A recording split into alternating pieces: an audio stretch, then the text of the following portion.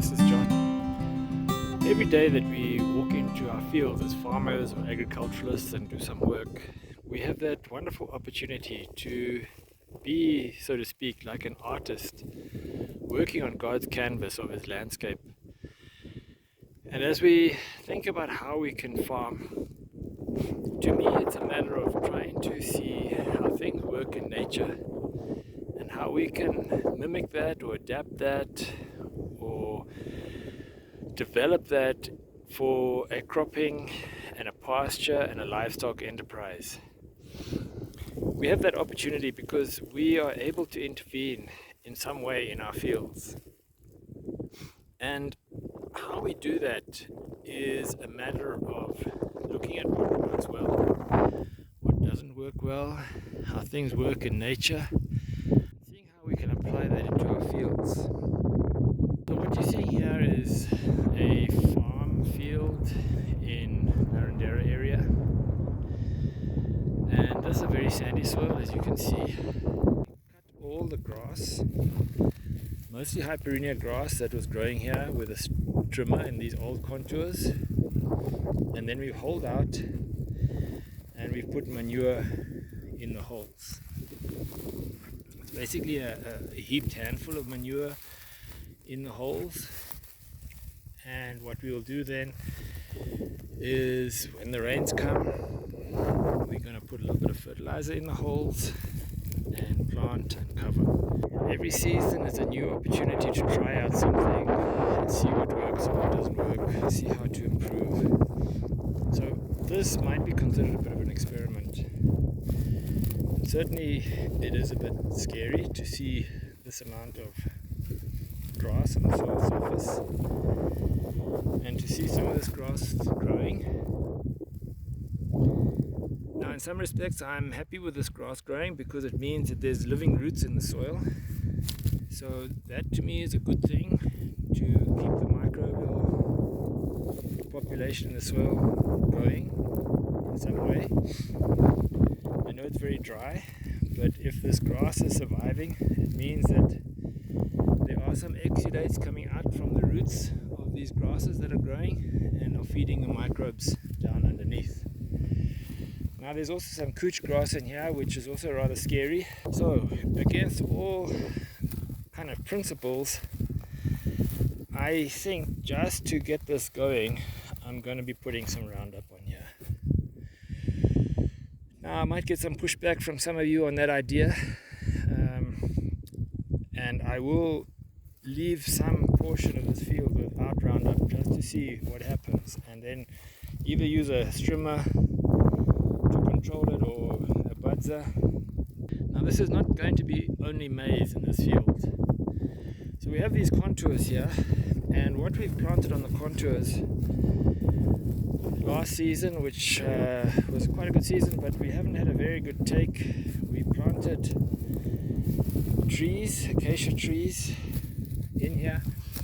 Yeah, you can see this little acacia tree has survived, but not very well. But I think seeing that it survived thus far, when the rain comes, it's going to take off. So we've got acacia trees, these are Acacia siberiana, planted every approximately 10 meters down the contours. Then next to the contour on this row, this first row of holes, on either side of the contour, I'm going to plant Acacia angustissima. And then we will plant 4 rows of maize. And then I'm going to plant a row of bracharia grass, 4 rows of maize, and a row of desmodium. And then another 4 rows of maize, and then a row of bracharia grass, like that through the field. And then on the other side, next to the contour, another row of Acacia angustissima. So the reason I'm doing that is I want to create a bit of diversity in this field. And as we know, the bracharia and the desmodium helps to reduce the amount of stalk borer in your field. May not be sufficient desmodium, planting every 4 rows, but that's partly because I don't have enough desmodium seed, and I don't want to have too much competition with the maize, but we'll see how that works. Then I'm also intending, once the maize is about knee high, to interplant in the middle of the 4 rows of maize a row of lab or velvet bean, and we might alternate that, lab and velvet bean, again as a way of creating some diversity in this field.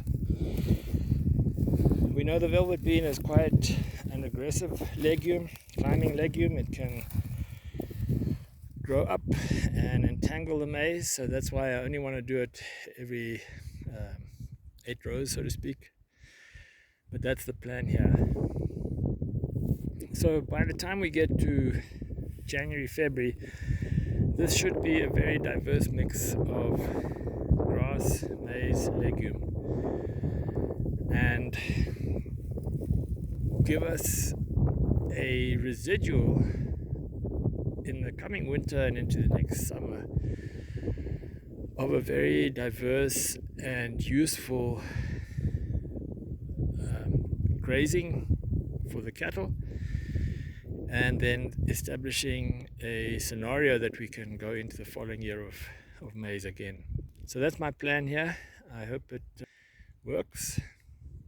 But like I say, we have this opportunity as farmers to be experimental, to be artistic, to be natural as best we can, and to transform our fields, our landscapes into something that is regenerative, ecologically sound, perhaps I should say, and which will be a situation that will help the soil improve, the crops be healthy, and at the same time to help us make money and produce the kind of food